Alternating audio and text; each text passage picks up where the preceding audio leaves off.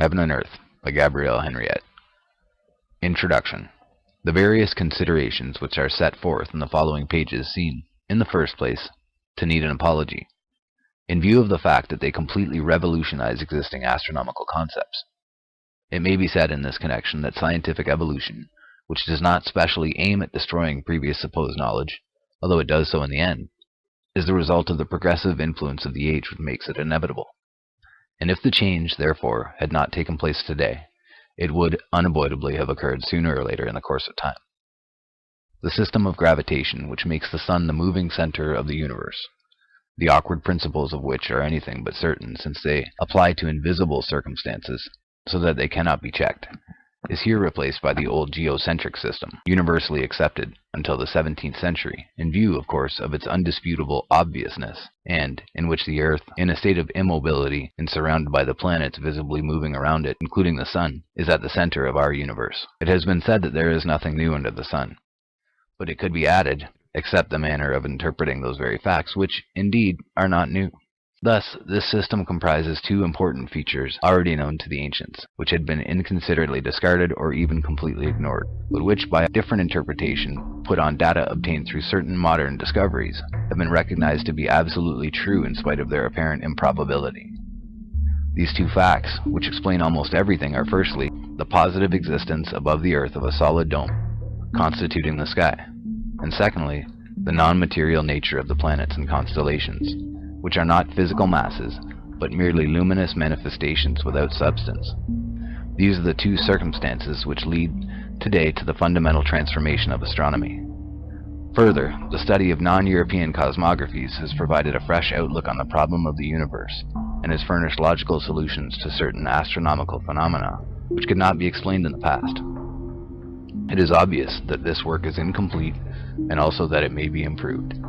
It is therefore hoped that the assistance of various technicians, particularly in the field of optics, will help in due course to solve the remaining problems, as the important thing is not to try and prove one's infallibility, but to arrive at the truth. It is usual in the exposition of a new system to try and disprove the preceding theories which are now considered to be impracticable and obsolete, and it is to this end that the comments on gravitation and other hypotheses have been made. They should not be regarded as being directed against anyone in particular. The author acknowledges her indebtedness to all those who from the earliest times throughout the ages have, by their accumulated labor and efforts, made possible the realization of this work today. On the fact that the Earth does not rotate, and on the existence of a day and of a night cosmic breath stream. Copernicus had evolved another theory, which he also explains in his treatise on the revolution of the celestial spheres, that if a body is to revolve around another, the first one must have a spherical shape and rotate about its axis in the manner of a spinning top. Consequently, in order to make this notion fit in with the movement of the Earth around the sun, which he had devised in order to explain the seasons, he suddenly decreed that the Earth was round, contrary to the general opinion at the time, and then proclaimed that it had a movement of rotation about its axis. The great inconvenience in this proposition is that the rotation of the Earth cannot be seen to exist, either with regard to the position of the sun, or clouds during the day, or of the moon and other planets by night. On the other hand, the fact of the immobility of the Earth has an immense advantage over the theory of the rotation, in that it can positively be recognized as such, and it can safely be said that if the Earth cannot be seen to move, there are 100 chances in 100 that it does not do so. The theory of the rotation of the Earth, however, may once for all be definitely disposed of as impracticable by pointing out the following inadvertence. It is said that the rotation takes 24 hours, and that its speed is uniform, in which case necessarily days and nights should have an identical duration of 12 hours each all the year round. The sun should invariably rise in the morning and set in the evening at the same hours, with the result that it would be the equinox every day from the 1st of January to the 31st of December. One should stop and reflect on this before saying that the Earth has a movement of rotation. How does the system of gravitation account for the seasonal variations in the lengths of days and nights, if the Earth rotates at a uniform speed in 24 hours? At all events, we have previously seen that there is no such movement, as the revolution of the Earth round the sun, and as the rotation was its sine qua non, it automatically fails at the same time. There is also reciprocal invalidity, if the rotation is manifestly impossible as demonstrated above. The translation which was uniquely derived from this movement becomes void. Further, if flying had been invented at the time of Copernicus, there is no doubt that he would have soon realized that his contention regarding the rotation of the Earth was wrong, on account of the relation existing between the speed of an aircraft and that of the Earth's rotation. The distance covered by an aircraft would be reduced or increased by the speed of the rotation according to whether such aircraft traveled in the same direction or against it. Thus, if the Earth rotates as it is said at 1,000 kilometers an hour, and a plane flies in the same direction at only 500 kilometers, it is obvious that its place of destination will be farther removed every minute. And on the other hand, if flying took place in the direction opposite to that of the rotation, a distance of 1,500 kilometers would be covered in 1 hour, instead of 500, since the speed of the rotation is to be added to that of the plane. It could also be pointed out that such a flying speed of 1,000 kilometers an hour, which is supposed to be that of the Earth's rotation, has recently been achieved, so that an aircraft flying at this rate in the same direction as that of the rotation could not cover any ground at all. It would remain suspended in mid-air over the spot from which it took off, since both speeds are equal. There would, in addition, be no need to fly from one place to another, situated on the same latitude. The aircraft could just rise and wait for the desired country to arrive in the ordinary course of the rotation, and then land, although it is difficult to see how any plane can manage to touch ground at all on an airfield which is slipping away at the rate of 1,000 kilometers an hour. It might certainly be useful to know what people who fly think of the rotation of the Earth. It could also be said that if the Earth did not rotate, such motion, as in the case of its assumed revolution round the Sun, would create in all directions apparent, fast, and erratic movements of the planets and constellations, whereas, in fact, the movements ruling in the heavens are extremely slow and perfectly orderly, and notwithstanding the artless explanation that has been offered, that everything goes so fast that nothing can be seen to move at all. It has also been endeavored to explain day and night, probably by way of giving an opportune and additional utility to the rotation, apart from its indispensable role in the assumed revolution round the Sun, by the fact that the two halves of the Earth are alternately exposed to the rays of the Sun in 24 hours, but day and night do not result from a play of light and shade caused by a turn of the Earth. As it can be realized by anyone, daylight is produced by the arrival and passage of the Sun, and night by the disappearance of it. It is daylight when the Sun rises, and night when it sets. There is no need at all for the Earth to revolve in order to create these facts of nature, the cause of which is evident and sufficient unto itself. A factor, however, other than the presence and absence of the Sun, might be taken into account in the alternation of day and night. It is known that the ancients insisted on the fact that day was caused by a luminous vapor, and night by an opaque sort of fog. But this explanation is not satisfactory as far as night is concerned, and the stars would not be visible, or at least they would be obscured. What may be assumed in reality is the presence of a warm cosmic breath during the day, and of a cold one during the night, to correspond respectively to the warm breath of the summer and the cold breath of the winter, as no doubt day and night are on a small scale what the two main divisions of the year are on a large one. There is, moreover, a noticeable increase of temperature after midday, which points to the existence of a breath in its phase of expiration. The passage of this breath of day would begin in the early morning and dawn, and the usual pause between inspiration and expiration taking place about midday. And we have in this connection the infallible test of the behavior of man, who by reflex action stops work at this moment for a time. The passage of the warm day breath would, then, end at dusk upon the arrival of the cold night breath stream. It might be considered that the breath of day has a certain luminosity in view of the fact that it is daylight long before sunrise, and also that the light persists after sunset, as well as during total eclipses of the sun.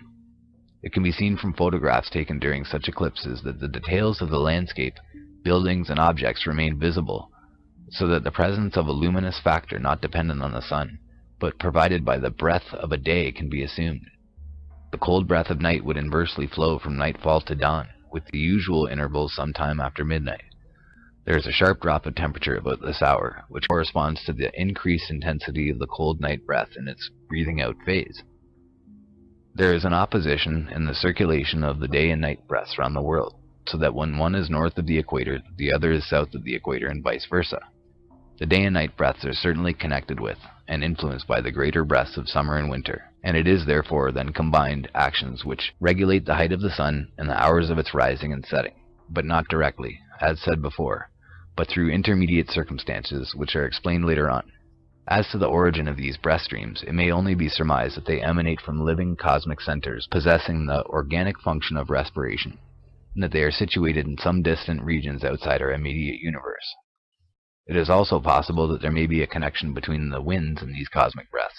There are winds which prevail regularly during certain seasons of the year and which, under the circumstances, might correspond to the semi-yearly breaths of summer and winter. Further, high-flying American airmen have reported the existence of a vast, high-altitude current of air, 6 miles deep and 300 miles wide, circling at a fantastic speed round the northern hemisphere. And from Australia, similar reports indicate the presence of a corresponding high-velocity airstream south of the equator. There might be an analogy between these recently discovered air currents and the semi-annual cosmic breath streams.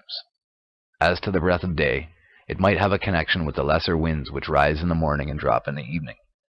It would also appear that the breath streams are accompanied by vibrations or cosmic pulsations. The breaths of day and night by 12 pulsations each, which are the hours, and the semi-annual breaths of summer and winter by 6 great pulsations each, of a duration of 30 days. These are the months. It could be added that it is probably the regular and consistent flow of these cosmic breaths which constitutes the passage of time.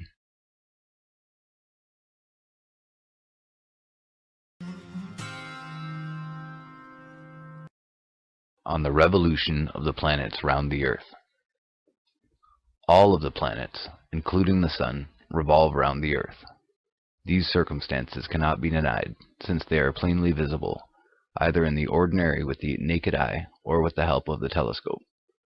It can be said, in this connection, that in the case of a science which should be based exclusively on observation and not on speculation such as astronomy, the evidence of the senses is the only factor upon which conclusions can, and must be, based. This method of investigation by means of the senses is neither primitive nor naive, as has been suggested. It is used in all existing sciences, except in occult research, where invisible phenomena are described as real, and exactly, it may be remarked, as in the case of the gravitation system. If the planets can be seen revolving round the Earth, it is for the decisive factor that they do revolve in such a way. It is asserted that this is not so, and it is maintained that the Earth and the planets revolve round the Sun. We note with astonishment, however, the bizarre and definitely suspicious fact that these planetary movements are not visible. They cannot be seen, and yet they are called real. How then can these movements be proved and their speed be ascertained, since they are invisible? On the other hand, the existing geocentric planetary motions which can be observed and measured, and which consequently constitute a perfectly valid system, are condemned as unreal and apparent. A pertinent remark may, incidentally, be made on the subject. Why do the astronomical tables which are published year after year give the so-called apparent movements of the planets in the zodiac? Why take the trouble of calculating and putting them on record at all if they are not real? Why is it also that no mention is made of the so-called real movements of the planets? To make sense, it would seem that it is just these and not the former which ought to be shown in official astronomical publications. A single example would be sufficient to prove that the laws of gravitation are not in conformity with existing circumstances. It is known that Mercury and Venus transit the face of the Sun on several occasions during the course of a century. These phenomena last several hours, and they are even observed with great interest by astronomers the world over, but without any special reaction, it seems, as to their material possibility. The shortest distance of Mercury from the Sun is said to be somewhere in the region of 50 million kilometers, and that of Venus 100 million kilometers. Consequently, if these two planets do really revolve the Sun, they cannot transit it except by means of an enormous distortion of their orbits, lasting several hours. This constitutes, therefore, a serious deviation from the laws of gravitation. Their impracticability is exposed. The transit of the Sun by Mercury and Venus is only possible through a general motion of revolution of these planets round a central point, which, in the circumstances, is the Earth. It is not either explained how the laws of gravitation manage to adapt themselves to the retrograde motions of the planets. Mercury several times per year retrogresses and becomes stationary altogether for a month. This also occurs less frequently, but at regular intervals, in the case of Venus and Mars, and for the heavier planets during much longer periods. These numerous and prolonged retrogradations, interruptions in the movements of the planet, ought therefore to dislocate the orbits and the speeds, since the movements around the Sun are supposed to be elliptical and uniform. But no mention is ever made of these difficulties. Another inconsistency can be pointed out. The fact that the planets move round the Earth is rejected on the strength that these revolutions are only apparent, but, on the other hand, the motion of the Moon round the Earth is accepted as real. There is, however, no difference whatsoever between the course of the Moon and that of the other planets. They can be seen all together and at the same time moving round the Earth. Why should it be decreed against all evidence that the Moon alone does so? And what is the motive which underlies these illogical exceptions? Is it also possible to unravel in some way the tangle of the movements of the Sun? Although it can be seen moving from east to west, official statements from old encyclopedias have stated the Sun has retrogradations in the opposite direction at a speed of 1 degree per day, which signifies that it stays practically for 24 hours, 1 12-hour day and 1 12-hour night per year, in the same part of the heavens.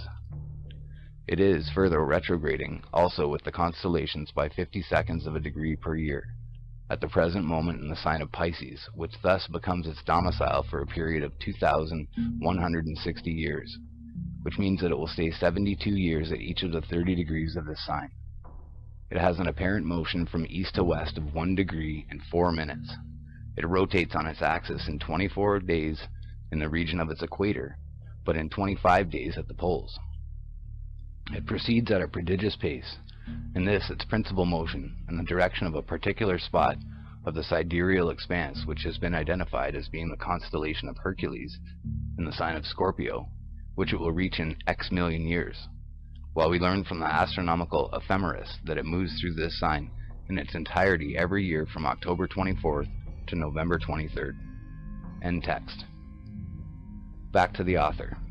How can it be said that the Sun, unless it is endowed with the faculty of ubiquity, is simultaneously invisibly present in different parts of the universe, moving forward and backward all at once, when it can be seen every day moving across the heavens above the Earth? One is now able to understand the reasons why no reference at all is made to the movements of the Sun in certain modern encyclopedias. Of all these multiple solar movements, nothing at all can be seen. The only thing that one does see, in fact, is that the Sun rises in the east in the morning and sets in the west in the evening, having slowly moved across the dome of the sky during the day at the real speed, since it is observed and measured, of 1 degree per day. The Sun has absolutely no other movement. To any well-balanced mind, the conclusion is that the system of gravitation, in view of all its contradictions and inconsistencies, is imaginary and not acceptable. Galileo's reaction in this connection may be recalled, when in a letter of the 4th of August, 1597 to Kepler, who was pressing him to support the new dogmas, he replied that he would not hesitate to do so if he were not afraid of being lauded with ridicule. It should also be remembered that the principles of gravitation, such as they were definitely formulated by Newton in 1686, were not accepted into scientific circles, particularly in France, without resistance. The theory made its way only with the greatest difficulty, continuous objections being for a considerable time raised from all sides. The policy of laissez-faire gave it a clear scope in the end. It would, nevertheless, be most instructive and interesting to read the contemporary comments on this question. The objection could be raised that masterminds, scientists, and academicians the world over have for nearly 300 years accepted these theories without hesitation, and that it is inconceivable that they could have been mistaken, or that they should have been deceived, without meaning to cast any reflection on the intellectual faculties or on the judgment of these leading figures in the world of science. It can be said, either, that they were not competent in astronomical matters, a fact which does not constitute mental inferiority, or they lacked the moral courage to admit what they thought in their conscience of these incomprehensible abstractions, Galileo as well as the others. Without doubt, he was convinced of the immobility of the earth, but he had to submit to the diktat of error in order to escape from the difficulties which would have assailed him till the end of his days, as he implied in one of his letters, if he had not given in. We repeat that all the planets, including the Sun, whether their composition be material or not, revolve round the earth, which, as stated by traditional immemorial, the word of Scripture, and the authority of the Church, is in a complete state of immobility at the center of our universe. The revolution of the planets takes place in a direction which we describe as from east to west, but it should be noted that in the paintings which cover the walls of very ancient Egyptian tombs, the Sun is seen to rise in the west and set in the east. It is probably from this fact that Plato evolved his theory that during certain periods of time the revolution of the planets takes place in the opposite direction, But the rational explanation which can be attached to this supposed reversal of the planet's motion, assumed by Plato, is simply that the Greek geographers reproduced the maps of the world, as it was known in those days, the wrong way up, so that the poles and the 4 points of the compass were reversed, and this error would not be surprising considering the lack of accurate topographical information in those times.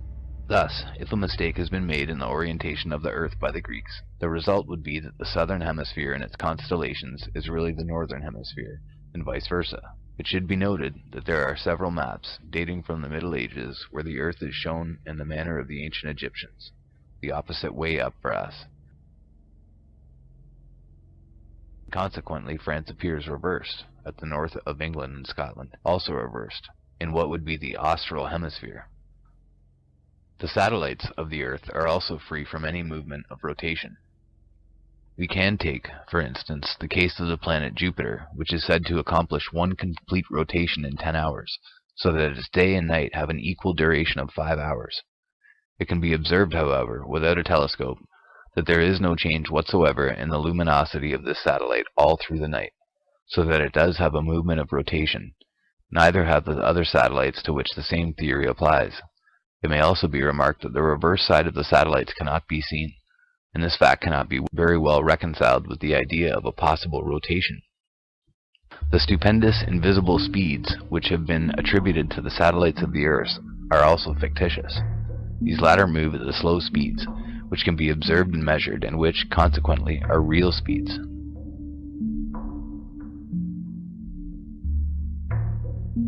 The word firmament is derived from surface, and the French word cilum, which signifies chiseled material.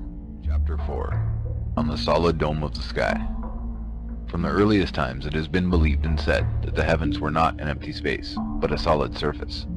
The Chaldeans and Egyptians regarded the sky as the massive cover of the world, and in India and Persia it was thought to be a metallic lid, flat or convex or even pyramidal.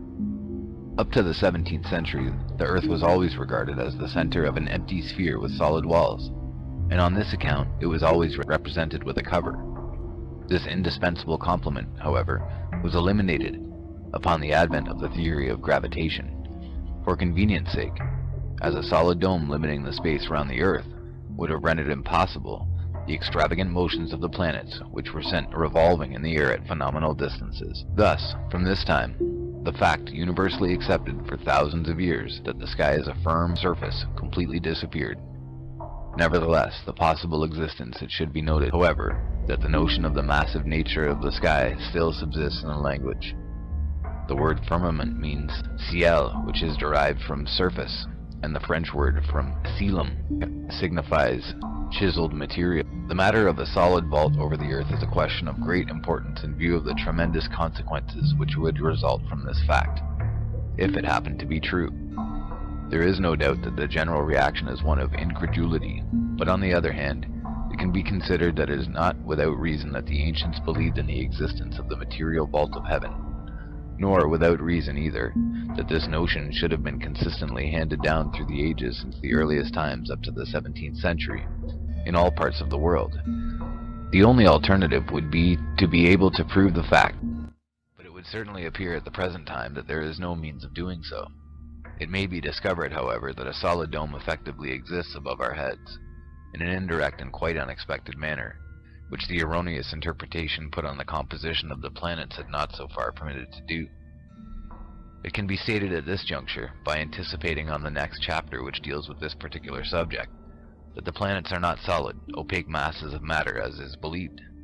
They are simply immaterial, luminous, and transparent disks, and in view of these circumstances, it is plain that the craters, asperities, and valleys which were thought to exist on the surface of these imaginary masses are in fact the topographic features of the solid vault of the sky, which are illuminated and thrown into relief by the luminous and transparent disks which we call planets. It is also to be realized that the lens of the telescope creates an appearance of convexity which, standing out in relief, conveys the impression of a spherical mass.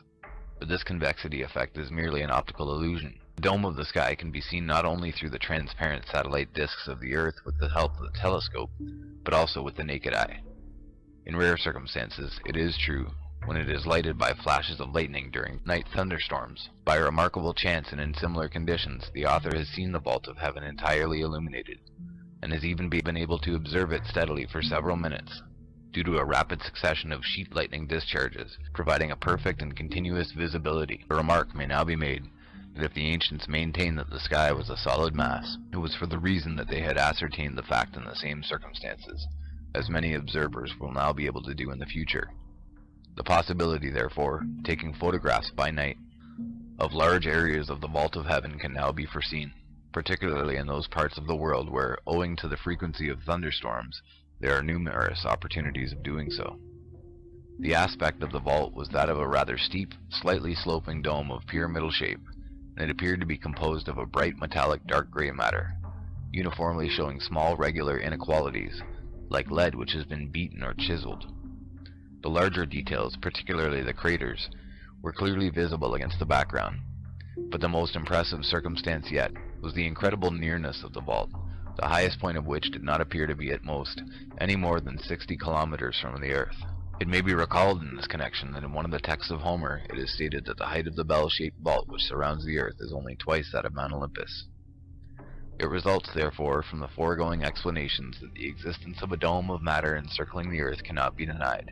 This fact completely revolutionizes the present-day concepts on the outer world. The earth is not freely suspended in space, but it is resting on the floor of a cavity whose walls surround it on all sides. The sidereal expanse does no longer extend over unlimited and undetermined distances. The dimensions of our universe are now known to be restricted, and they are confined by the circular wall which encircles the earth. We may also recall, in this aspect, the theory of Heaviside leading to the existence of an upper, wave-resisting atmospheric layer, which is no other than the solid vault of the sky. There is absolutely no solid body between the earth and the dome of heaven. The constellations, like the planets, are nothing but luminous phenomena. The meteorites are obviously fragments which became detached from the vault, from which we can conclude that the inherent brilliance of the sky is due to the present metals in its composition. The fact is that the earth at the beginning of time must necessarily have become separated from the adjoining mass, which now constitutes the vault of heaven, and therefore the parts now divided must contain the same elements. All the metals and ores of the earth are consequently present in the surface of the sky. An association is actually made between metals and the sky, since the latter is instinctively compared to lead and copper in very hot countries where broiling temperatures intensify its metallic action and render it more perceptible. In classical literature, there are two specific references to the metallic nature of the sky, apart from the one to be found in Egyptian cosmology, but the former may not be independent of the latter. First, we read in the poems of Homer that star-strewn Olympus, dwelling of the gods, is made of glittering bronze, and secondly, in the Old Testament, the prophet Job gives what may be regarded as an exact definition of the sky when he proclaims it to be a mirror of metal. It is to be observed in this connection that when poetical reference is made to the silver mirror of the moon, it is the metallic surface of the dome appearing under the transparent disk, which in reality may be described as a silver mirror. It may further be remarked that in the mythology of the Orient, the attribute of the sun goddess is the sacred mirror. This is another association with the true nature of the vault, and it must be admitted that the latter, especially when it shines and sparkles under the sun, undoubtedly looks like a mirror. It has frequently been observed that there is a resemblance between glass and the sun. In the 6th century BC, Empedocles regarded the sun as a vitreous body which collects and reflects the light of the ether. It has no luminous power of its own. British astronomer Palmer in the last century held the view that the sun is a lens, which he also said transmits to us the rays emanating from the Almighty. It is further known that Ptolemy, in his system of the constitution of the universe, speaks of the existence of a crystalline sky, i.e. a sky in the nature of a transparent mineral substance. One may think in this connection that it is not impossible that due to the heat developed by the passage of the sun's disk, there may be a fusion and vitrification of the siliceous materials contained in the vault, so that it becomes coated in certain places with a layer of glass, which would communicate to the solar disk by transparence, identical properties, so that it might become similar to a lens. The presence of dross or slag similar to that formed on fused metal has also been observed on the surface of the sun, which is really, owing to its transparence, the foundation of the sky, and this seems to confirm the possibility of thermal and chemical reactions taking place among the elements which compose the vault. It can now be understood that the light and the heat which appear to be produced by the sun do not proceed from this source, but are due to a burning glass effect, which is generated by the brilliant metallic surface of the vault under the luminous disk.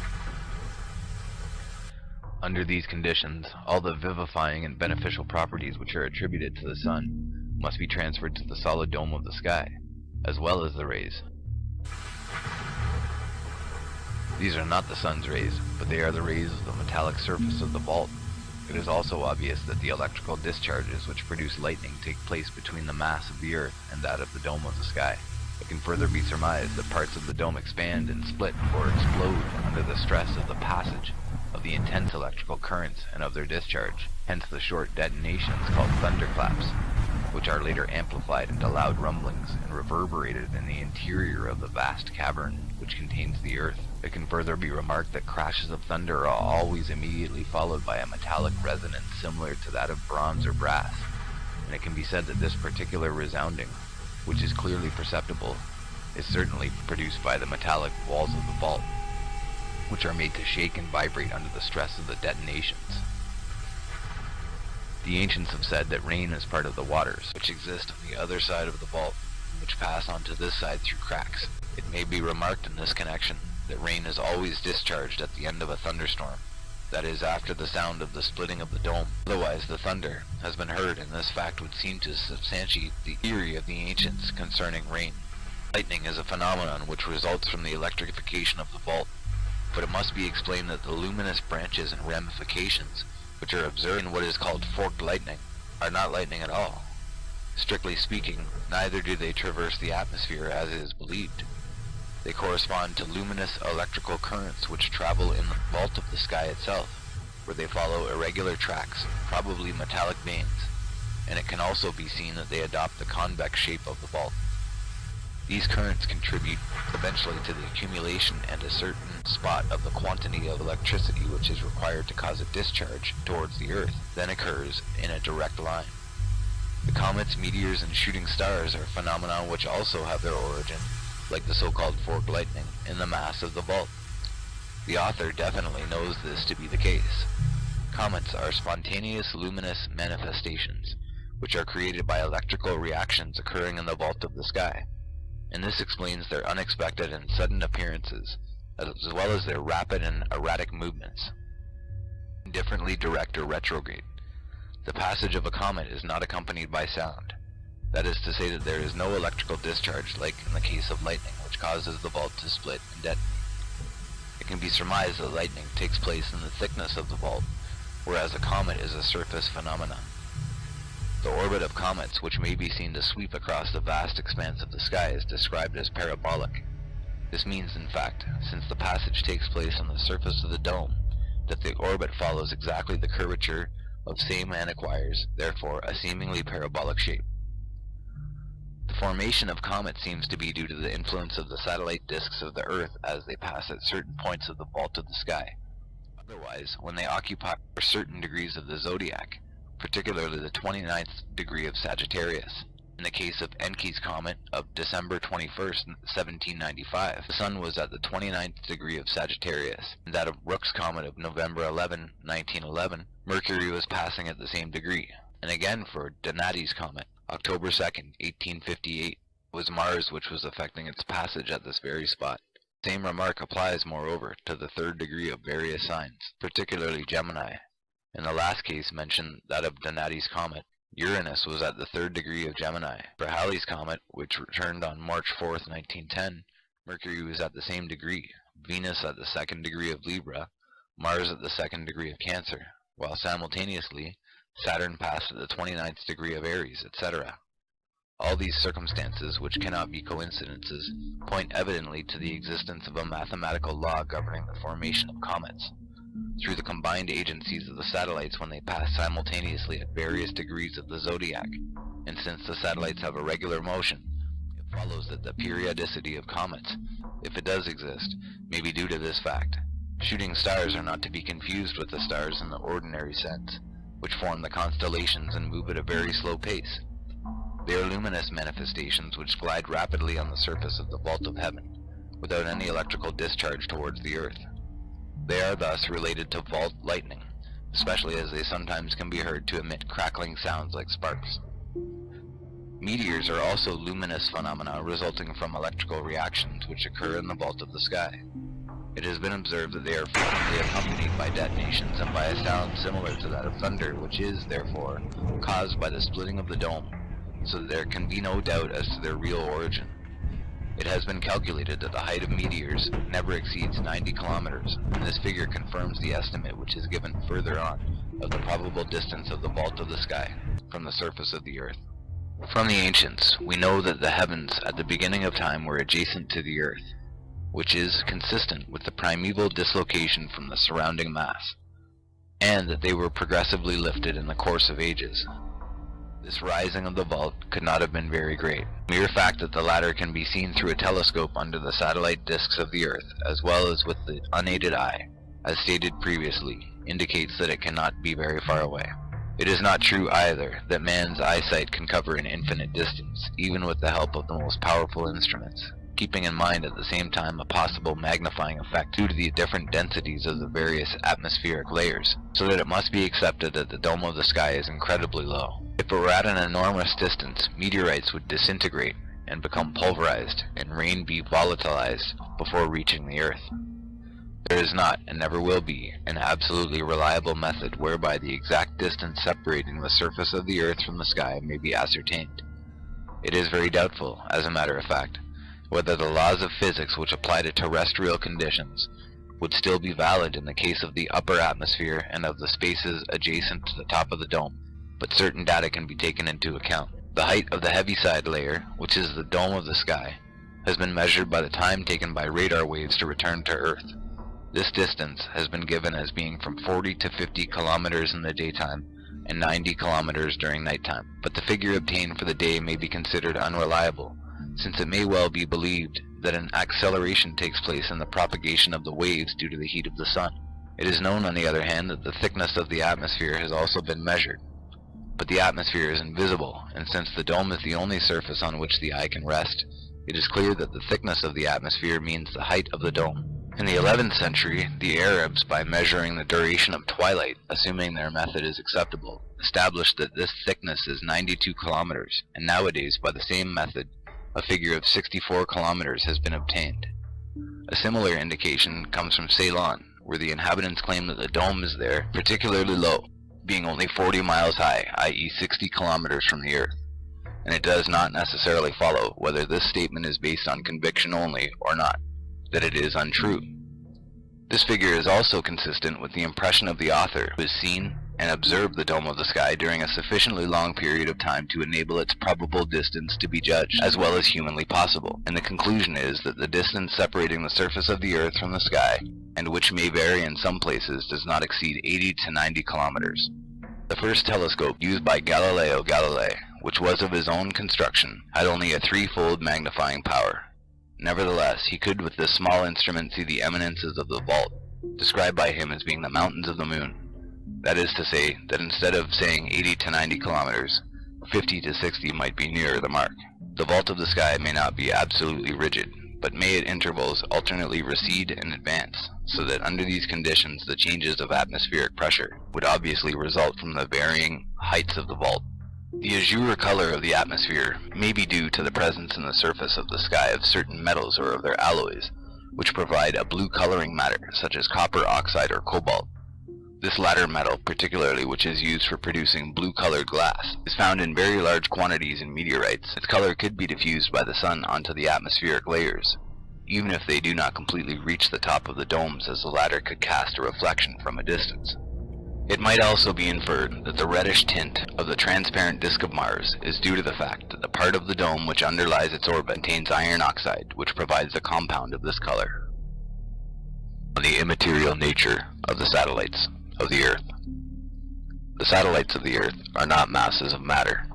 They are luminous and transparent disks without substance. The Moon, in particular, conveys the impression of being an ethereal manifestation, and the uncertain and elusive character which is usually associated with this satellite results precisely from its immaterial nature. As already stated, The surface irregularities which were thought to exist on the imaginary masses, called planets, are those of the dome of the sky, such as they are seen through the transparent disks. The so-called mountains, craters, and depressions of the moon are details of the structure of the dome. It may be remarked in this connection that the astronomers at the Mount Palomar Observatory in America have recently reported that striking alterations have taken place on the surface of the moon. Gigantic craters and fissures of more than 500 kilometers are said to have appeared, and ranges of mountains as important as the Alps have disappeared without leaving a trace. But all those supposed alterations correspond clearly to the successive structural features of the dome, which are progressively revealed by the luminous and transparent disk of the moon as it moves on. This explanation applies also in the case of Mars. The canals are most likely cracks, or maybe dark veins existing in the surface of the vault, which are seen through the disk. It has been observed that from time to time the canals multiply and change their form and their width, and that the dark regions called cases, which are also to be seen, expand or shrink. But, as already said above, these changes relate in fact to the gradual exposure of the vault structure under the advancing disk. Same remarks also apply to Jupiter, which is said to have undergone similar transformations. The notion that the satellites of the Earth are masses of matter, which originated with Aristotle in the 3rd century BC, has to be abandoned. There are no solid bodies traveling in space, and the use in the vocabulary of the word planet, which has this erroneous meaning, is no longer justified. It could further be said concerning the true composition of the satellites of the Earth that it might have been discovered before today that the latter are not masses of matter, in view of the fact that they are able to remain at a standstill for several days during the pause which follows their retrogradation, irrespective of whether they are held to revolve around the Earth or the Sun. It is obvious that during this time, the supposed compensating forces which are said to result from the movements of the planets, and thereby hold them in space, would cease to operate due to the absence of motion. The only physical law to which the planets would then be subjected would be that of gravity, and, under the circumstances, they would normally be precipitated on Earth, or on the Sun as the case may be. The fact that the satellites are able to remain suspended in space for days during the stationary period which follows retrogradation indicates that they are not masses of matter, and that they can only be luminous manifestations, which fact is compatible with the impressive silence ruling in the heavens. It was recognized from the earliest times that the satellites of the Earth, particularly the Sun and the Moon, were not solid opaque bodies. They were first, until Aristotle, considered to be souls or spirits, which does not imply a physical nature. To the ancients, they were simply lights, and they gave the Sun and the Moon a very apt name. They called them luminaries. Xenophanes, in the 6th century BC, thought that the Sun was an accumulation of sparks resulting from the influence of the Earth. Several other physicists believed that it was a vitreous body, or a lens, reflecting the light of the ether. And this theory, which is based on observation, is logical, considering that the metallic nature of the surface of the dome of the sky was probably unknown at that time. As for the Moon, it is said that ages ago, long before the beginning of the Christian era, the Babylonian astronomer priests were teaching in their temples that it was a reflection of the Earth. This supposition of reflection is exact, but that of the origin of the reflection is not, for the lunar disk, which is as perfectly circular as possible. It cannot be a reflection of the Earth, since the Earth is not round. Copernicus was the first to assign this shape to the Earth in order to support the rotation. It should, moreover, be borne in mind that the circular shape which the Earth appears to affect is merely due to the convexity of the dome of the sky, which bounds the horizon. The ancients have always said that the Earth is flat, and this is confirmed by the photographic records of a large number of airmen, and also by the declaration of Professor Picard when he ascended into the stratosphere. It is further difficult to believe, as it has been explained, that the inhabitants of the antipodes are able to stand and walk, feet on earth and head down in the manner of insects crawling on a ceiling.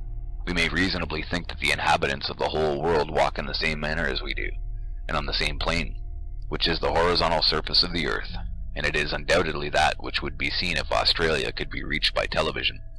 Since concrete notions have now been obtained concerning the existence of a circular vault around the Earth, it logically follows that the latter is a plane surface, apart, of course, from the irregularities of the mountains, which fills with the oceans the lower part of the cavity in which it is situated. The polar regions would, therefore, lie flat and extend to the base of some of the circular walls surrounding the Earth. It would thus appear that the satellite disks are not reflections of the Earth like the Babylonians believed in the case of the Moon, since the Earth is not round. They are either direct projections emanating from luminous centers, or reflections of primary luminous projections. It has been, in fact, said by the ancients, speaking of the sun, that it is only a reflection of a much greater and more powerful sun existing in an exterior universe.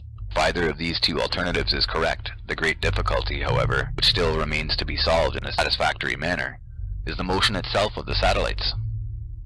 Now, in the course of research on light, the author has come across certain experiments carried out in the last century by French physicist Lissajous, whereby a spot of light reflected on a screen is made to move, simply by imparting a vibration to the surface from which this spot of light is reflected, and the experiments in question seem to supply the mechanism of the motion, including even retrogradation of reflected luminous projections on the vault of heaven corresponding to the disks. In these demonstrations, rays of light are allowed to fall on a mirror fixed to one branch of a tuning fork. The spot of light thus obtained is reflected from the mirror onto a second one similarly attached to another tuning fork, and from there again reflected on a screen. The screen in this comparison corresponds to the vault of the sky, and the spot of light to the various satellite disks of the Earth. By letting either fork vibrate alone, the motion of its attached mirror will cause the spot to travel to and fro in a straight line on the screen. But on account of the persistence of vision, we see then an unbroken line of light. We now come to the important part of the demonstration. If the two forks with mirrors attached vibrate together, the spot of light then describes a curve, the form of which varies according to the rate of vibration. The continuous luminous curve is also created by a fast to and fro motion of the spot of light, like the straight line obtained previously by the vibration of one of the reflecting mirrors only. Under these conditions, the satellite disks of the Earth may result from similar circumstances, i.e. two successive reflections, the last one onto the vault of the sky, of a primary luminous projection, the motion being automatically created, as well as the curved line of the orbit, by the vibratory modes of the surfaces from which they are reflected, as per the demonstration. If we suppose the existence of slow vibrations, the retrogradation which corresponds to the to and fro motion of the spot of light, as reflected on the screen, would be obtained. But in the case of the sun and the moon, which do not retrograde, the vibrations of the reflecting surfaces would be fast in order to conform to that part of the experiment, where due to the persistence of vision created by the rapidity of the vibrations, a continuous curve is produced. It would thus appear that since the results obtained by Lissajous reproduce the characteristics displayed by the satellite disks of the Earth, as regards their origin and their motion, this explanation could be accepted. If experiments were carried out thereby ascertaining the suitable vibratory motions to be applied to the reflecting surface, it's probable that a complete reconstitution of the cosmic device could be effected. Before becoming aware of the Lissajous tests, which now seem conclusive, the author was of the opinion that the motion of the disk satellites of the Earth was due to a natural, although unexplainable, moving projection device, since the fast or slow, either direct or retrograde movements, as well as the period of immobility of the satellites, can all be reproduced by the mechanism of cinematography. As to the origin of the vibratory agents, the author's theory is that they result from a passage of the semi-annual and daily cosmic breath streams, of which they follow the increasing and decreasing phases. It is stated in the Hindu texts, to which reference has already been made, that the chariot of the sun becomes restless upon the arrival of dawn, signifying here the breath of day, which sets in motion, and this might indicate that the simultaneous vibrating of the two reflecting surfaces which determine the ascending and descending movement of the sun is produced and governed by the breath of day. In that case, there would be a new sun every morning, and this could perhaps explain the reason of its obvious weakness upon rising and setting. In the latter circumstance, the usual flickering which precedes the extinction of a light can readily be observed. The passage of the semi-annual increasing and decreasing summer and winter breath streams would also create in the reflecting surfaces correspondingly increasing and decreasing vibrations, affecting thus the yearly height of the sun. These hypotheses may only constitute an imperfect solution of the problem, but they may lead in the future, by means of suitable research and experiments, to a more concrete explanation. The origin and situation of the luminous projector centers would still have to be elucidated. Their size may be very small, but the projections would be greatly enlarged by the successive reflections, particularly the last one on the vault of the sky.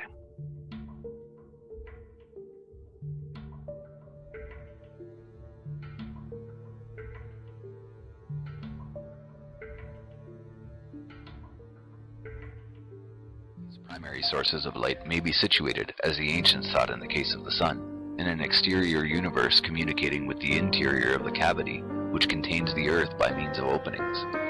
As early cosmogonies include many references to the existence of doors and windows in the vault of the sky. It is improbable that the exploration of sidereal space, as far as it can be carried, will ever permit to clear up the difficulty or furnish information as to the situation of the vibrating surfaces from which the disks are reflected on the vault of the sky. It can also now be understood that, since they are reflections,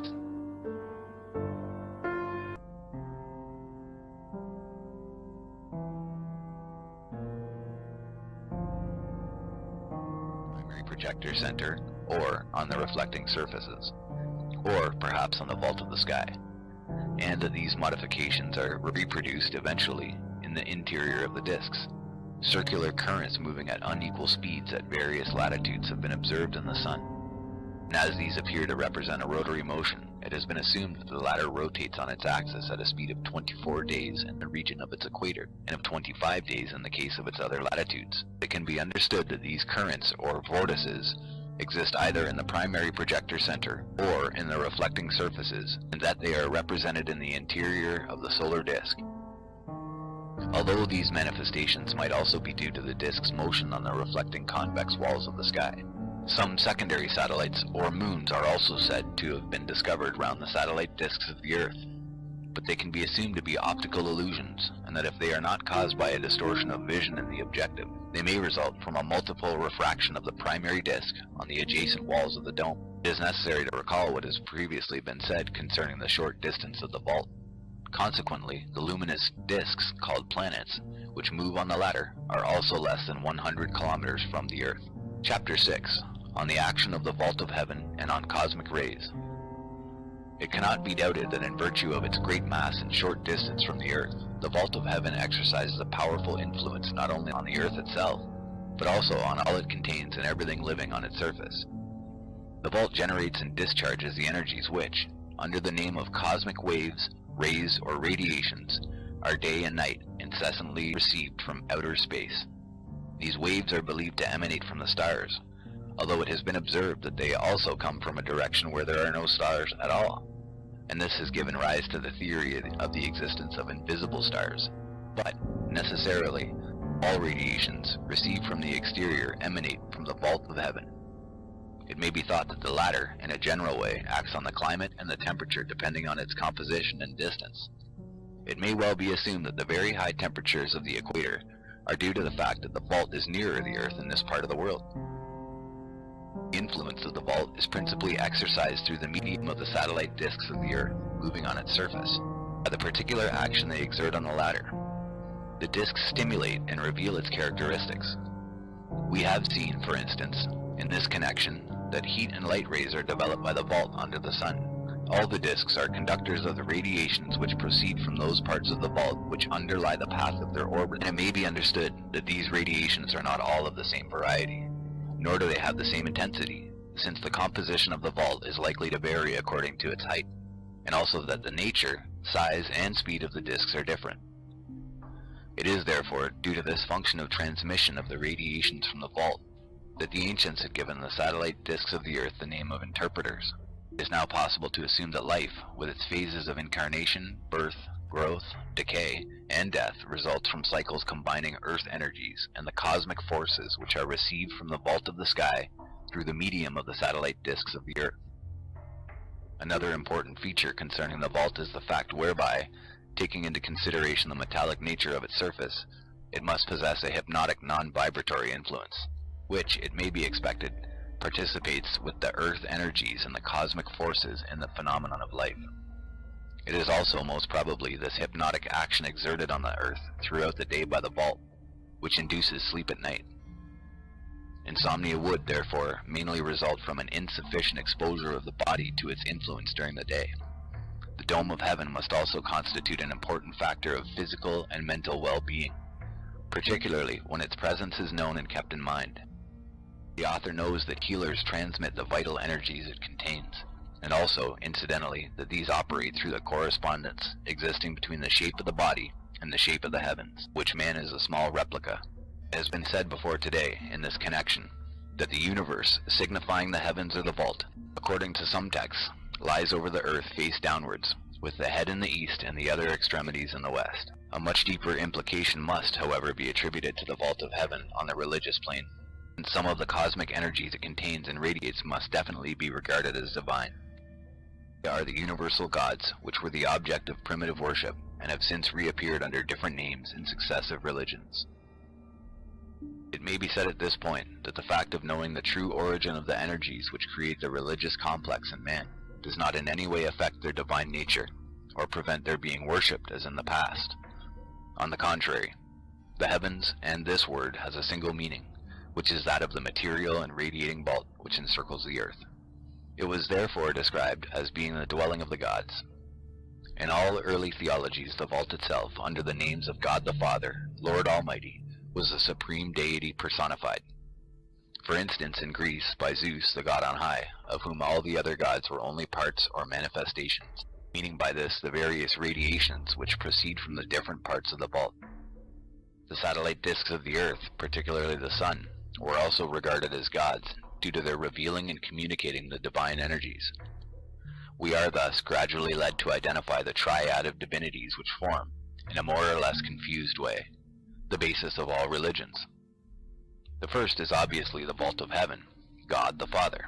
Second is the Son, the true Savior of the world, classically described in early theologies as the Son, S-O-N. And since the third, or Holy Spirit, according to the theological definition, proceeds from the Father and is revealed by the Son, S-O-N, S-U-N, it is clear that the height and light rays, as well as other energies which proceed from the vault, or Father, such as they are revealed and communicated by the intermediary of the Son, otherwise the Son, corresponds to the rays or breath of the Holy Spirit. The Babylonian priests astronomers had identified 36 gods, or cosmic energies, which consequently emanate from 36 specific points of the vault, if the figure is exact. But in what way were they able to discover the existence of these energies or gods? Simply by observing the movements of the satellite disks of the earth on the vault, which they had to this end divided into 350 fixed degrees, 12 signs of 30 degrees, and recording the particular reactions, always the same, which the repeated passages of the disks over certain points of the vault infallibly determined in the behavior of man and in nature. In this way they could establish a systematic and accurate classification of the energies which are contained in the vault. These forces, considered as gods, were said to govern all terrestrial and human circumstances, including all diseases. It would thus appear that the cosmic rays emitted by a particular spot of the vault and personified by Ares, the god of war, through transmission by the disks, incite men and nations to fight one another. But when the disks, however, move away from the dangerous spot in the vault, and the influence is no longer transmitted, the desire for war dies away again. Or again, that the particular vault radiations personified by Apollo confer what is called innate, poetical, musical, or other artistic genius to the individual, and this by means of an exact geometrical relation called aspect, existing on the day of birth between their position of the disks and a determining point of the vault, say, in this instance, the 25th degree of Virgo. It may also be that the hypnotic action exercised by the vault compels man to blindly obey the cosmic impulsions, such as they are received through the medium of the satellite disks of the earth, but some of which it is said may be resisted. It should also be pointed out that since the heavens are in the shape of a man, it is presumable that all the waves they discharge, whether their length or speed of propagation, reproduce this pattern, and this has consequently led to the mythological belief that gods descend from heaven to earth to be born there as men, and also to the narratives of their discourses and actions in this world. The reason was that Phaeton, after harnessing the horses to his father's chariot, could not drive it properly in its usual course, and it had practically destroyed everything on earth. This description seems to refer to an accidental slowing down of the sun's speed, whereby the heat generated by the metallic surface of the vault would be increased to such an extent as to cause the disastrous consequences referred to above. The disks, which have been observed traveling in space, sometimes at very high speeds, and which are called flying saucers, are also luminous manifestations. It must be agreed that they resemble, except as far as the speeds are concerned, the satellite disks of the Earth, and they have the same origin. It may be surmised in their case that either the primary projections are imperfect, or that the vibratory motions of the surfaces from which they are reflected on the vault of the sky are intermittent and irregular, thus producing short and erratic manifestations. It may be recalled that several observers who have seen flying discs from a short distance have described them as appearing to be metallic objects. That is to say that, here again, the vault of heaven is visible through the transparent discs. With regard to the cigar-shaped saucers which have been taken for spaceships, it is obvious that this oblong appearance merely represents a flattened disc. This deformation is presumably due to the shape of the vault, showing it thus at a different angle. There are two facts which are to be mentioned concerning flying saucers. Firstly, that practically all cases occur when Mercury, Venus, or Mars are either stationary or in slow motion, direct or retrograde. Secondly, that in all cases invariably the satellite disks affect a passage either at the 8, 9, 10th, 14th, or 20 and 21st degrees of any of the 12 signs of the zodiac, so that it is possible to forecast the approximate date of the appearance of a saucer by the perusal of astronomical tables. The rainbow is a greatly enlarged reprojection of the disk of the sun.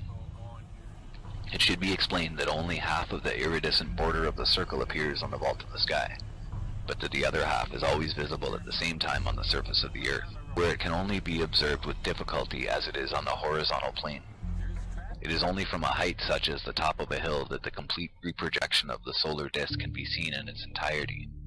The decomposition of the light is, therefore, affected by the vitreous or metallic surface of the dome of the sky, acting in the circumstance as a prism. Chapter 8. On the phases of the moon and eclipses.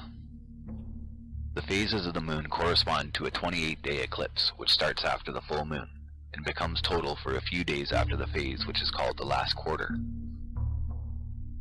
The end of the eclipse is marked in succession by the reappearance of the new moon, followed by the first quarter, and the full moon corresponds to the end of the eclipse.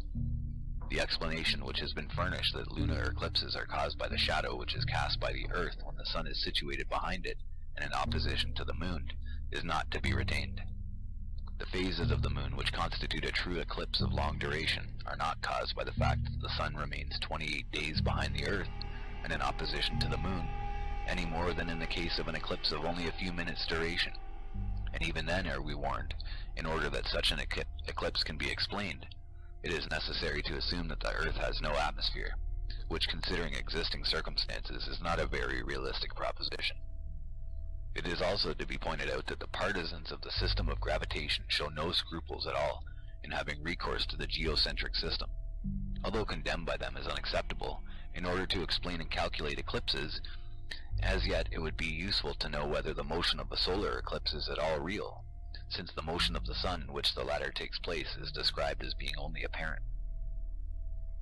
It is said that eclipses of the sun occur when the latter and the moon, which are considered as solid, opaque bodies, are in conjunction, thus producing an obscuration, and that in lunar eclipses the luminaries are in opposition to each other. But it must be remembered that the position of the sun, as based on an inexistent advance of 1 degree per day, has no connection whatever with true circumstances, and therefore the conclusions which have been drawn from this are false from the very beginning, in both cases of solar and lunar eclipses. We are also told in this respect that the black disk of the moon advances on the sun, and then recedes. But the moon is never retrograde.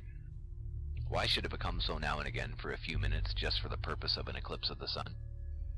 Further, the moon is not an opaque body, and moreover, as it moves on the vault of heaven, on the same surface as the sun, it cannot possibly pass between the latter and the earth. Eclipses are not caused either, as it might be inferred at first, by a partial or total temporary extinction of the projector center, thus provoking an interruption of luminosity on the corresponding surface of the projected disk. Since the latter is extant behind the shadow, its circumference remaining visible throughout the whole duration of the obscuration. For the author, eclipses are due to an optical effect obtained by a modification in the slant of the vault of the sky, thus determining an inclination of the disk. It can be readily understood that the convexity of the vault confers an apparent volume to the transparent disk, thus giving it an optical thickness, and it is just the reason why the sun has been compared to a lens. Therefore, following an inclination of the vault by the disk, a shadow could be cast in the latter by its own edge, as there is no doubt that eclipses are self-induced, i.e. that the sun and the moon cause their own eclipses. seeing that the obscuration occurs strictly within the limits of their circumference. As the luminous disk moves on, the optical circumstances being restored, the shadow is gradually eliminated. It is possible to effect an exact reconstitution of an eclipse by means of an ordinary magnifying glass representing the disk. It can be seen by holding this magnifying glass vertically and moving it slowly forward in the manner of the movement of the satellites that, by giving it a slight inclination, a shadow similar to that of an eclipse is cast in the interior of the magnifying glass by its edge, and without the interposition of any opaque obstacle. There exists further an evident and important feature which has been overlooked so far concerning the position of the other satellites of the Earth during eclipses. It can be readily observed that during these manifestations, certain zones of the vault are simultaneously aspected by the other satellites. The degrees in question are the 28th of Sagittarius, 8th, 9th, 10th, 11th, and 12th of Capricorn, the 14th through the 17th and the 21st of Virgo, and of Aquarius. There cannot be an eclipse of the sun or the moon on any one date without these degrees being simultaneously aspected by the other satellites, and it appears, consequently, that the combined influences of certain parts of the vault of the sky, which become sensitive by the passage of the satellite disks, contribute to the formation of eclipses. The correspondences between the longitudes of the disks and the true position of the sun or moon during eclipses should be systematically investigated in order to discover the connection. It may, however, be regarded as certain that eclipses are not due to any intercalary passages taking place between the sun, the moon, and the earth, nor to any shadow cast by the latter. The fact that eclipses of the sun occur in certain conditions at the time of the new moon must be regarded merely as coincidences between the cycle of solar eclipses. The periodicity of the moon and the movement of an X-point of the wheel of constellations, which in this work is held to be an immaterial structure supporting the luminous manifestations called stars. It is this X-point of the wheel of constellations which, moving with it at the speed of 1 degree per day, should replace the sun, which is supposed to move at this speed. It should be added that not only eclipses but also luminous manifestations as well as atmospheric and geological phenomena such as comets, flying saucers, falls of meteorites, earthquakes, volcanic eruptions, inundations, tornadoes, and even thunderstorms, rain, and snow are always systematically accompanied by aspects formed by the satellite disks of the Earth with certain fixed degrees. It may be easily checked, for instance, that earthquakes only occur when there are simultaneous aspects within the 8th degree of Aries, the 10th of Capricorn, the 29th of Sagittarius, and the 2nd of Aquarius. This point would then pass in close conjunction with one of the lunar nodes at the time of the new moon. These coincidences permit effectively to calculate solar eclipses, but do not determine them. Natural manifestations should not necessarily be confused with their own causes, nor regarded as such. Chapter 9. On the Stars. There are definitely no solid bodies between the Earth and the dome of the sky. Stars are not masses of matter, and they do not result either from projections like the satellite disks of the Earth. Xenophanes, or Xenophanes, in the 6th century BC, thought that the humid exhalations of the Earth contained latent sparks which, after some sort of condensation, formed the stars, and this explanation appears to be acceptable.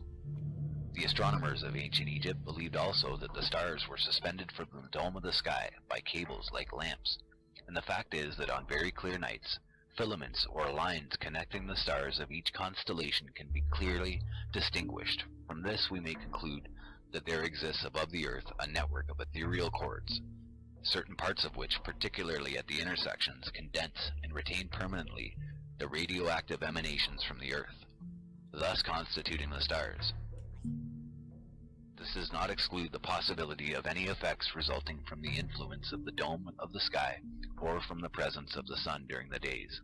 It is also evident, since all the constellations are seen to move in bulk, that it is the frame or structure acting as their support which revolves and carries them along.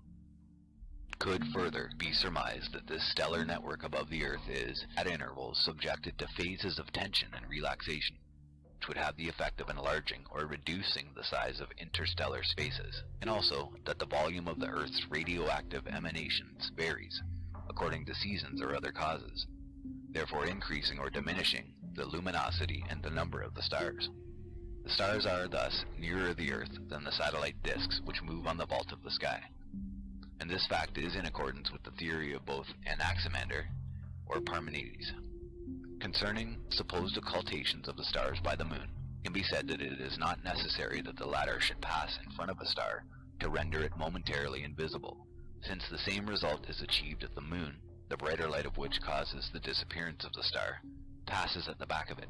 When we speak of a stellar network or system, it is self-evident that there are two such networks, one over each half of the Earth, which possess different signs and constellations and meet over the equator.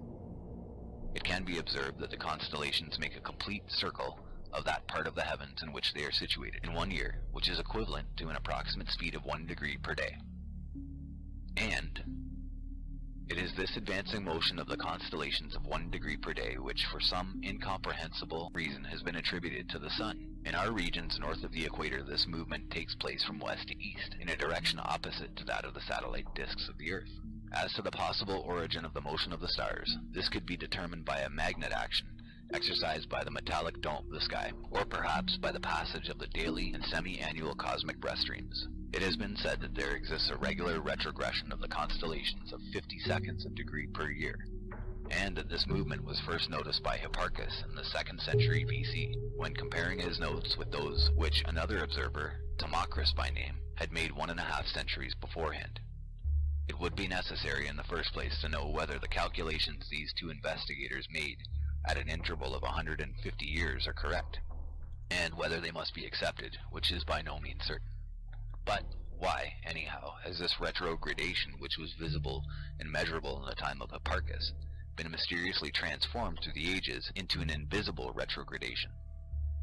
A difference of 50 seconds per year is appreciable over a length of time, as it amounts to 1 degree in 72 years, and it should by now, since the 2nd century BC, equal about 30 degrees. It is, however, impossible nowadays to see this considerable difference in longitude and in the position of the constellations. These always return to the exact spot they occupied in the heavens in the preceding years at a given instant. That is to say that this retrogradation which Hipparchus thought he had discovered does not exist. And if it does, why, considering the importance which is attached to it, doesn't it figure into the official astronomical publications? There is therefore no retrograde motion of the zodiacal signs over each other. Aries, actually presumably occupied by Taurus, is not in Pisces. Pisces is not in Aquarius, and etc. They are still in the same order at the place they occupied in the beginning of time. Further, the theory of the precession of the equinoctial point, which was derived from the supposed retrogradation of the constellations as extended to the Sun, cannot be substantiated.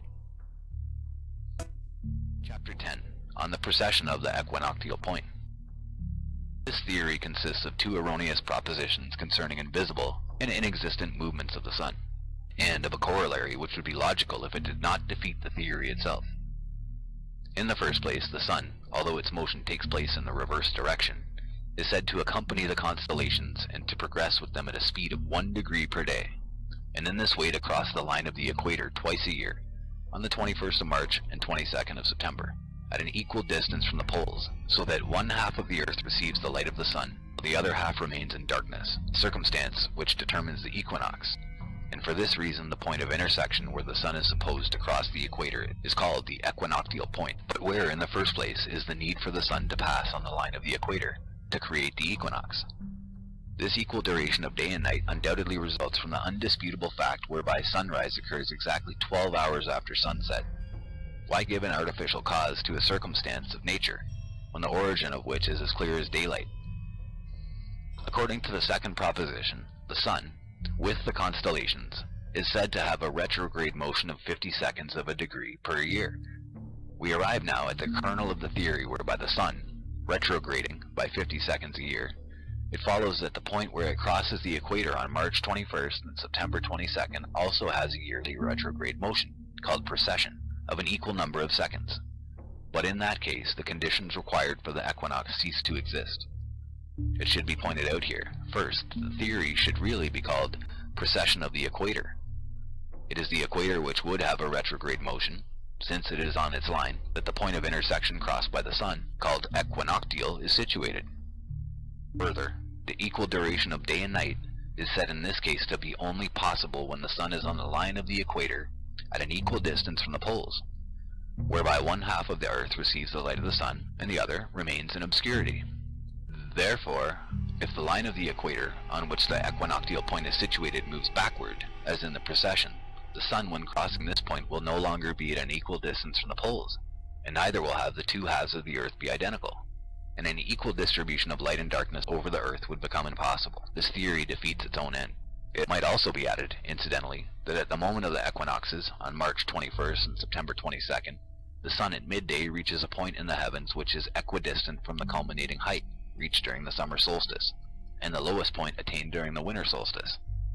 Thus, to be intelligible, the height of the sun should, in the respective hemispheres, be measured on a horizontal line passing through this middle point reached by the sun at the equinox, and not on the line of the equator as is actually done. When, for the 6 months from the autumn to the spring equinox, i.e. March 21 to September 22, we find the paradox by which the height of the sun is shown as below the equator at midday. In the scheme of the precession, the sun is said to cross the equator nowadays at the 6th degree of the sign of Pisces, which corresponds to the 24th of February. It should therefore be the equinox on that day, after which the days should normally start on their habitual increase. In the way of nature, however, the equinox invariably takes place 26 days later, on March 21st, the days beginning to grow longer from that date.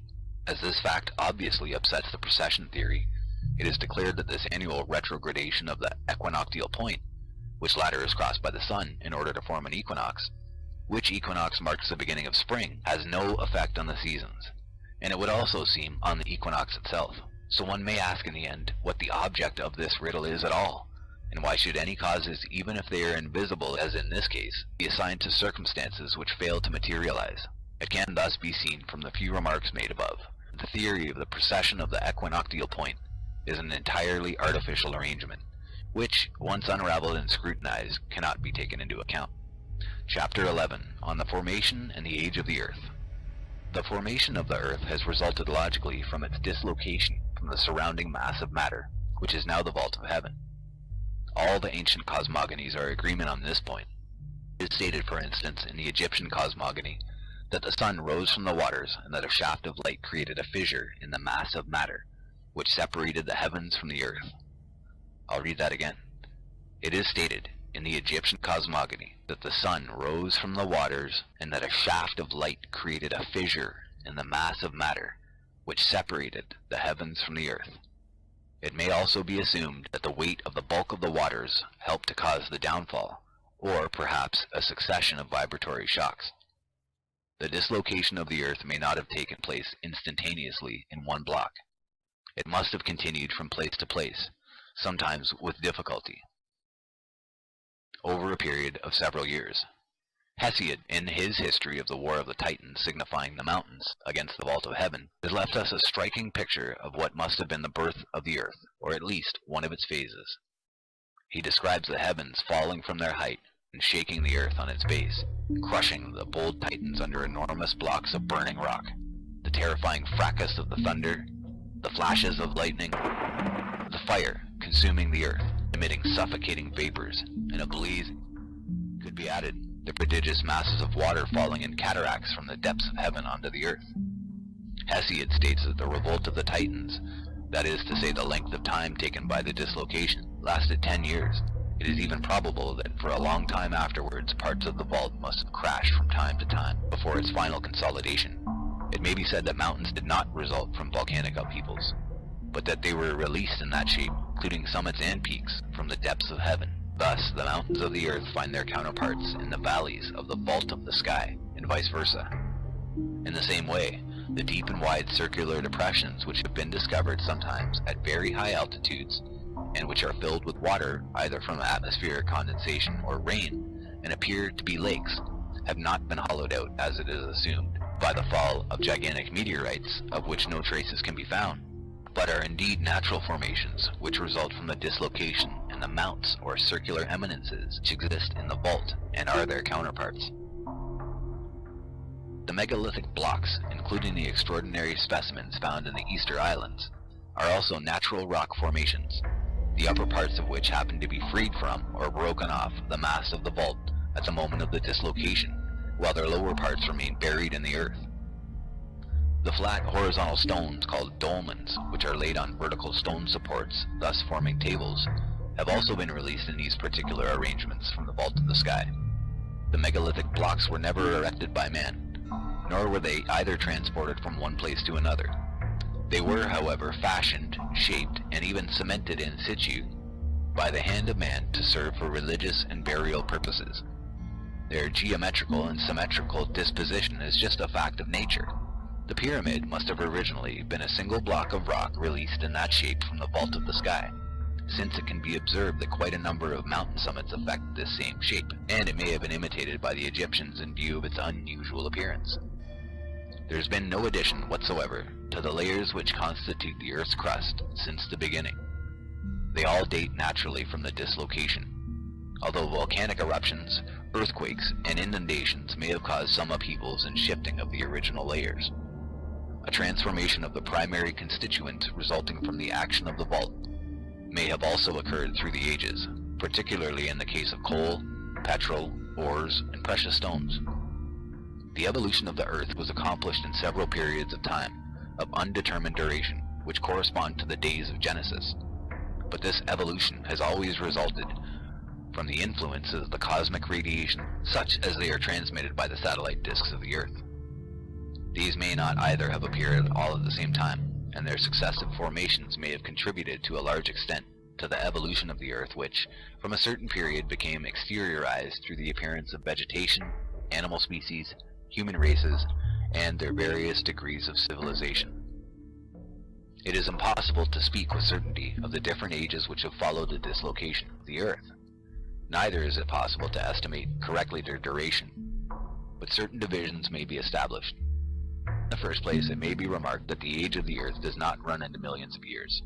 We may in fact consider that once the initial vital impulse was imparted, the Earth's evolution was accomplished in a comparatively short span of time, but that it is rather the separation of our universe from the amorphous chaos, its slow preparation and organization, and also the descent of the cosmic scheme into matter, which must have previously required an infinite length of time.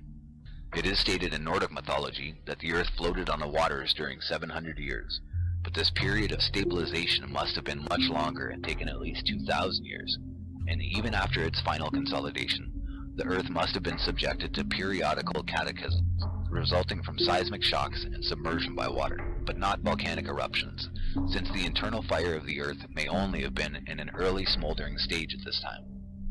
It would be interesting to know in this connection how this fire in the center of the Earth started at the beginning.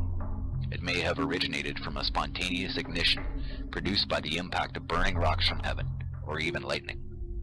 But the fact of its existing in the interior of the Earth may point to a natural slow combustion of matter, in which, however, vegetation could not have played a part. This period of consolidation was followed by a transitional era. It is stated in very early texts that there was no retrogradation at the beginning of time, which means that the satellite disks of the Earth which are subject to this motion had not yet made their appearance in the heavens, and that only the Sun and the Moon existed, since their motion is always direct. The other disks, up to and including Saturn, which all retrograde, may have started to appear successively a few hundred years after the dislocation of the Earth. It is also said that the inclination of the Earth did not exist, and that there were no eclipses. This early transitional period must have lasted a considerable time, and its duration be estimated at about 10,000 years. The next great event in the evolution of the Earth was its inclination. It is said in some Oriental cosmogonies that one of the pillars supporting the Earth collapsed and made it lean in a southwesterly direction, while the heavens were then said to incline towards the northeast. We may consider that such an upheaval did really occur, as several Greek authors have recorded a tradition existing among very ancient people that a tremendous commotion shook the foundations of the Earth at a very remote time. Anaxagoras, who lived in the 5th century BC, was of opinion that the inclination of the Earth was of a fairly recent date, but it must have occurred much earlier than he thought, and could be situated at 7,000 years BC. Taking into consideration the 2,000 years which have elapsed since the Christian era, the actual age of the Earth since the dislocation would be 21,000 years, which means that since the beginning the Sun has risen over 7.5 million times over the Earth, a staggering figure. The age of the substance of the Earth itself, considered as part of the original mass of matter, is evidently impossible to estimate. Anaxagoras also stated that vegetation, animal species, and the human races had already appeared on the Earth before its inclination. Nothing can be presumed, as well may be realized on this question. The creation may have necessitated lengthy periods of time. On the other hand, it is possible that all could have appeared in the space of a few months, depending on the intensity of the creative forces, the effects of the disks, the suitable climatic conditions, and the time of the year. But there must certainly have been numerous cases of spontaneous generation. It may be estimated that the human and animal skeletons called prehistoric, and also the mural art of the cave age men, are not more than 4,000 to 5,000 years old, if they are that. After its inclination, the Earth must have passed through several stages, the exact nature of which is impossible to ascertain, but which are made evident by their repercussion on the progress of civilization in all of its forms, particularly in the religious plane. The beginning of the Christian era, nearly 2,000 years ago, certainly corresponds to a physical evolution of the Earth, and there are actually, however, precursory signs of the advent of a new age, that of atomic energy, which should also be interpreted as another step in the evolution of the Earth itself, and which, like the preceding eras, will bring in its train new reactions in the fields of religion, ideology, culture, science, and human society, the effects of which seem already to be perceptible. The flying saucers, which seem to have recently become habitual features of the heavens, may well relate to the formation at an early stage of new satellite disks of the Earth. As to the end of the world, one of the perils to be faced would be the failure of the disks, particularly the Sun. The strength and solidity of the vault may be held to be absolutely secure. Its downfall upon the Earth should not be anticipated as our forebears used to fear, although the inertia of its surface or the disappearance of its reflecting power would prove calamitous. But barring celestial or geological disasters of any sort, we must realize that all life on the Earth might, and perhaps much sooner than could be expected, be completely wiped out by accident, by the dangerous and powerful energies which are now being released in different parts of the world, especially taking into consideration the relatively small space in which the Earth is confined. The question arises, in the case of total destruction of life, would there be a revival on Earth after a certain interval of time? We might think so, and in the same pattern, since the great creative forces of the vault of heaven are said to be unchangeable, constantly active, and also immortal. If we try to discover the function of the Earth and the universe, the first thing to be noticed is this manifestation of life. The Earth is not a cold mass without any reflexes. There is, firstly, the all-important factor of its internal fire, the incessant activity of which is made evident by volcanic eruptions. There are also other symptoms of animation, such as earthquakes, tides, and winds. It should also be borne in mind that if life in all its forms is extant on the Earth, it is only because it is part and parcel of the living body of the Earth itself. It follows that the only interpretation that could possibly be assigned to the Earth in view of the evidence of life is an organic one, a parallel of which could be found in the human body. If the different parts of the human body and their functions are examined, the most consistent relationship which is immediately apparent is that which exists between the heart and the Earth. In the first place, there are the volcanoes, which represent the apertures through which the blood is assumed to leave the heart and pass into the blood vessels. Furthermore, we have the volcanic eruptions, which correspond to the expulsion of the blood. Another important point of resemblance is the inclination of the Earth towards the left, which reproduces the slant of the heart in this direction. Under the circumstances, the volcanic eruptions and the earthquakes would appear to represent cardiac phenomena and to have a connection with movements of expansion and contraction. The volcanic eruptions, resulting in the expulsion of a certain quantity of fiery matter from the center of the Earth, would correspond to the expansion, and the earthquakes, causing cracks and disturbances on the crust of the Earth, would represent the contraction. It is also almost certain that the loud subterranean rumblings which accompany volcanic eruptions and earthquakes correspond to the sounds which are peculiar to the heart. An objection which could be raised at this point against the analogy which has been established between the heart and the Earth, and has so far been consistent, is in connection with the presence of the circulating element, which is the blood, and is supposed to circulate and pass through the heart. This fact would imply parallel conditions in the case of the Earth, and these conditions do not exist. But the circulation of the blood could be disclaimed, seeing that it cannot be proved, as it is impossible to know exactly what the conditions are in the heart in vivo, and also that the circulation by means of X-rays, cannot be seen to exist.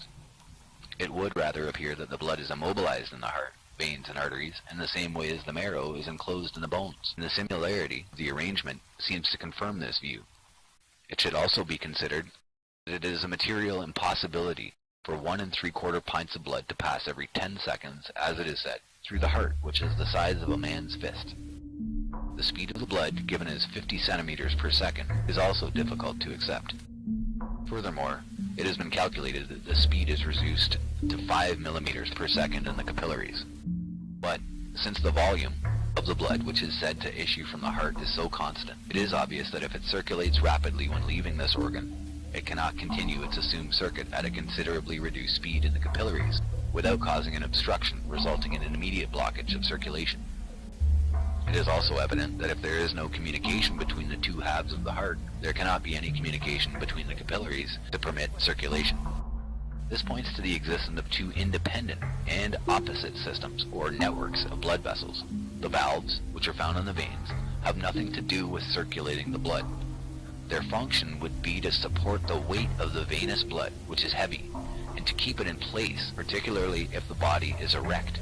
The ancient Greek physicians thought that a kind of subtle air, or spirit, was transported by the blood in the arteries and veins, and it could be added that this subtle air may correspond to the cosmic breath streams mentioned previously, the breath of day in the arteries and the night breath in the veins. Consequently, once the obstacle of the supposed circulation of the blood is removed, the analogy between the heart and the earth appears to be complete. Taking into consideration the fact that this analogy is only an assumption, and also that the preceding remarks are only brought forward for the purpose of endeavoring to support the same. Chapter 13. Is the Earth the heart of a gigantic man world? It has been said that the universe is an organic body, exactly like the human body, and that the interior, that is the hollow part of the body of man, is and should be interpreted as the space between the stars and the Earth. We have also previously seen in this connection that there appears to be an analogy between the earth and the heart. Not only do they form and are formulated by the same letters in a different order, we may further consider the text of the first chapter of Genesis, according to which Jehovah took one of Adam's ribs and made it into a woman. This does not mean that the female human body was evolved from a supplementary bone of the males, but refers to the creation of the earth, the name of which is Eve, such as it became detached from the principal mass of matter, Adam, which means man, in the neighborhood of the thorax, which is formed by the ribs. Eve handing an apple to a man and inviting him to eat it is merely the symbol of the earth feeding humanity. Serpent is the representation of a hunger which tempts man to take food, and is further a representation of the spinal column and of man's chakra points. Thus, the earth may well be the heart of a gigantic man world, possessing the characteristics of the human body, which is the universal prototype, and which would be composed of the same elements as the earth itself, i.e. the substance of the earth proper, as well as minerals, metal, stones, and rocks, and would also contain water, as reference is often made in ancient cosmogonies to the superior waters which exist on the other side of the vault of heaven. On the other hand, air and fire might be particular to the earth. It is possible to calculate the height of the man world, which would shelter the earth, since the circumference of the latter, which is to be taken now as a flat expanse, is said to be 39,840 kilometers, and that the dimension of the heart is approximately 1/13 of that of the body, and this would give us the figure of 517,920 kilometers, which, after all, does not seem so absolutely inconceivable compared to the immensities to which we have recently been accustomed. Finally, one must confess that the intelligence of man will forever be defeated by the problems of the reason of the existence of the cosmos, of its shape and the method of organization, its probable magnitude, antiquity, and duration, and particularly its mode of support. Logic and imagination remain powerless in defiance of these unfathomable mysteries. 1938 to 1956. Heaven and Earth by Gabrielle Henriette.